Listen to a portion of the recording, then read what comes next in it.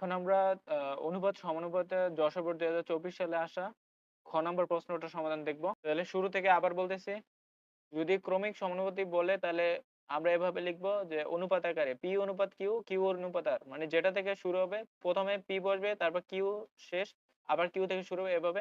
তারপরে ভগ অনুপাত মানে ভাগ, তার মানে পি ভাগ কিউ এভাবে লিখবা, কিউ ভাগ আর এভাবে লিখবা, তারপর আর আর এ গুণ, তাহলে কিউ কিউ গুণ দিলে কিউ স্কয়ার, আর পি আর গুণ করলে পি আর। ঠিক আছে, এখন কি করবা, বাম পক্ষটা লিখবা। বাম পক্ষ লিখার পরে আমাদের একটা কিউ স্কয়ার বানাইতে হবে।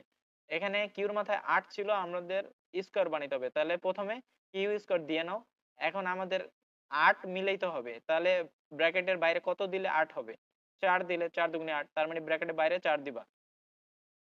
তারপরে কিউ স্কয়ার আসলো, আর বাকি অংশটা যা ছিল তাই লিখবা।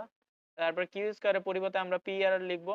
পি আর বসানোর পরে ব্র্যাকেট তুলে দিবা, তাহলে এই 4টা পি এর উপরে বসবে, কিউ এর উপরে বসবে। তারপরে এই যে সূচকের নিয়ম অ্যাপ্লাই করবা, বিতি বিতি সেম থাকলে পাওয়ার গুলো যোগ, তাহলে এখানে 8, এখানে বিতি পি, এখানেও বিতি পি, তাহলে পি পি সেম, তাহলে একটা কমন নিব আর পাওয়ার গুলোকে যোগ করে দিব, 8 আর 4 12, সেম ভাবে আর এর কাজটাও।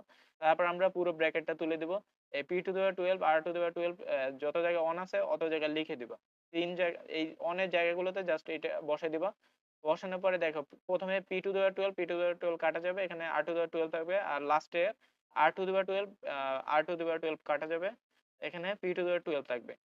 আর এখানে আমরা কি করব, এখানে পি এর মাথায় 12 আছে, আর এর মাথায় 12 আছে, আমরা ব্র্যাকেট দিয়ে এইটার উল্টা কাজটা করব, এই যে এই লাইনের উল্টা কাজটা এদিকে করব। ঠিক আছে, তারপর পি আর আসবে। এখন পি আর এর পরিবর্তে আমরা কি লিখতে পারি, কিউ স্কয়ার। Q square বসাবা।